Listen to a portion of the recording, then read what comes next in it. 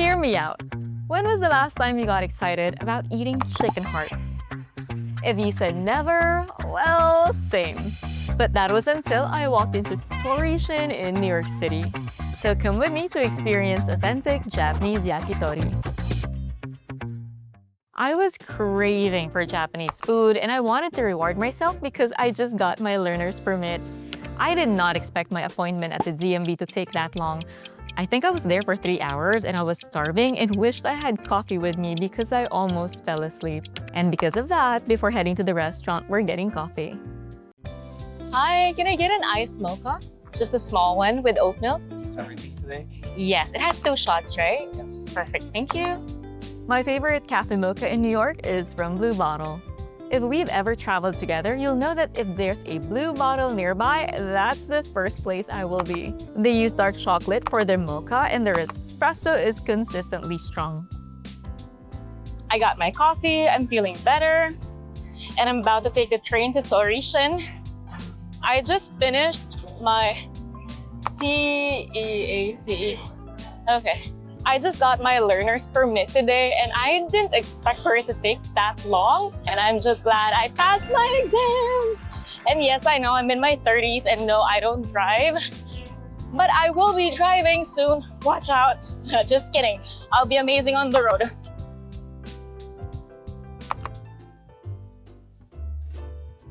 Why did it take this long for me to get a license? Well, when you live in New York City, you don't need to drive as much as possible. If I could avoid driving, if I could avoid getting into a car, I would do that. And I would take the train instead because it's very efficient. New York is the only city in the world where I would take the train over riding an Uber.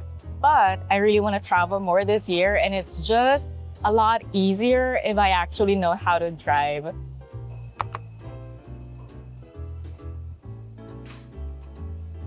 Good. Take the doors, please. We're back outside. It's a very windy and chilly day today. I'm actually wearing 2 jackets, but I'm super excited to come back to Torishin. And it's one of my go-to spots in New York City. I've spent many celebrations there, anniversaries, birthdays, and I've just been inviting friends to come there with me because the restaurant's just amazing. The place is very elegant and also laid back at the same time. Also, forgive me. I'm breathless. We are in New York City to try one of the best Japanese yakitori restaurants in the entire world. This is Torishin. Now, you and I don't have to go to Japan to get grilled chicken skewers. We can get it right in the heart of New York City. So, without further ado, let's come on in. Behind that modest exterior is one of New York's most respected yakitori joints.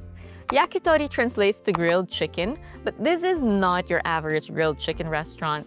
Torishin held a Michelin star for 7 years straight, even earning 3 stars from the New York Times. Tonight I'm eating with my friend Kira, who's coming to Torishin for the first time. And we're led to the best seats in the house, a full view of the grilling station and the chefs doing what they do best. Today we're trying the chef's Omakase for $148, which includes 6 chicken and vegetable skewers, duck, seafood course, a rice dish or a hot pot, and dessert. There's also a Dassai Sake Flight on the menu, 3 different sakes for just $29. And you already know it, I had to do it. I've had the Nigori Sparkling before and I loved it. 10 out of 10 recommend if you're new to drinking sake. Next is the 23 Nama, which was so smooth, full-bodied and sweet with a hint of lemon and kiwi. Lastly, the 50 Dry. This one felt deeper and more complex with a velvety mouthfeel. Now, before we start eating, did you know that Torishin translates to true chicken?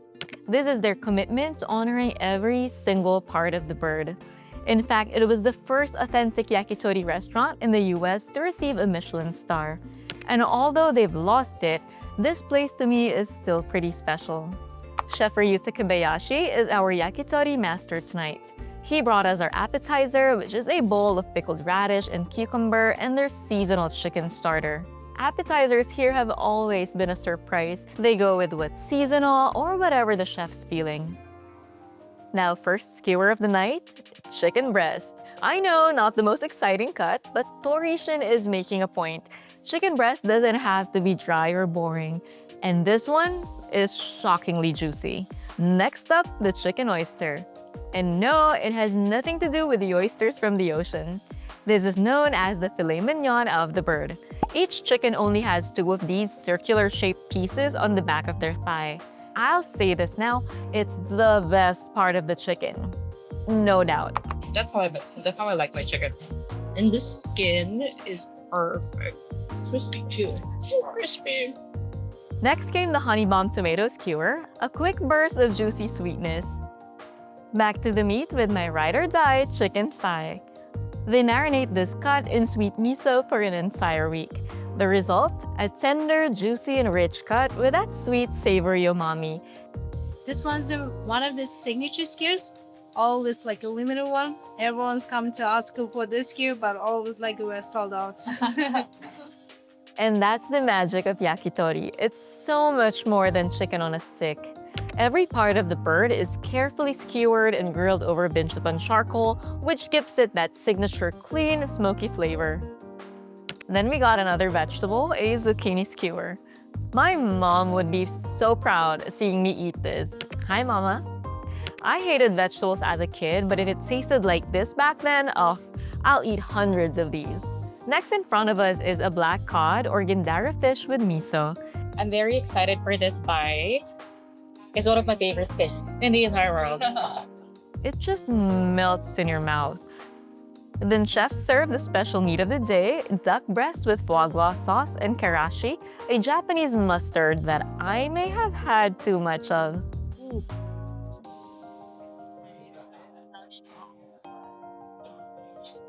I put a lot. My nose is burning. That mustard packs a punch. And how's the duck? Tender and rich with a slight gamey flavor. It's no surprise it's chef's specialty.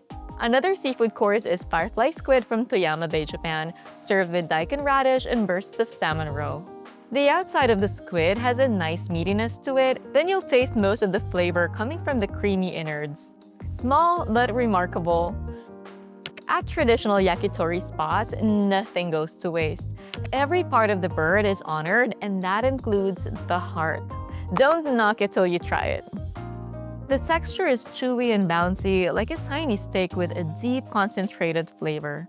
Each skewer is dipped in their 55-year-old tare sauce, a recipe passed from master to master. The final skewer is a fusion masterpiece, a meatball made with chicken and duck. Yes, you heard that right. And glazed in their legendary tare sauce, it's ridiculously flavorful. This is the best meatball of my life. Nothing has beaten this yet. I was sad to see the last skewer go, but Torishin knows how to soften the blow. They hand us a warm cup of chicken consomme, light, soothing, and somehow still packed with flavor. Then they bring in the oyakudon, a classic chicken and egg rice bowl. Next came the miso hotpot. It's a deep, rich broth that's been simmering for 8 hours. It's packed with seasonal veggies and chicken so tender, it basically melts. Think cozy sweater weather in soup form. I prefer this over the oyakudon. Finally, it's time for dessert. We kick things off with strawberry from Oishi Farms, basically the it girl of strawberries. She's glossy, she's delicate, she's sweet, and surprisingly creamy. Then comes my kind of dessert, panna cotta with Okinawa brown sugar syrup. Silky, smooth, sweet but not too sweet, which in Asian standards is the ultimate compliment. The last dessert is a shiso sorbet. It's bright, refreshing, and minty cool. And that's a wrap on our night at Torishin. For me, the $148 Chef Omakase is totally worth it. By the end, I was so full, but also had a whole new respect for chickens and the chefs who grill them to perfection.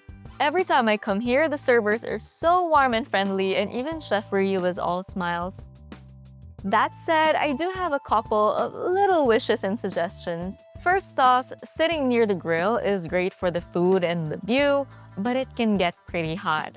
So I'd recommend not layering up your clothes, or maybe the restaurant could adjust their AC just a bit. And while the atmosphere is great, I think playing music would really set the mood. It did get kind of quiet at the start because there's no music. And that could get kind of awkward, especially before the dinner rush. But once the place started filling up, it's barely noticeable. Still, a playlist for me would really complete the vibe. And lastly, how nice would it be if they gave us a copy of the tasting menu at the end? I think that'll be a nice souvenir so we can always remember which cuts and specials we tried that night. Oh, and by the way, don't forget to check out the restroom before you go. It's a surprisingly nice one, and as they say, you can judge a restaurant's cleanliness by its restroom. If you got to this part of the video, thank you. Thank you for watching. Don't forget to like, subscribe, and drop a comment with where I should go next. See you in the next video!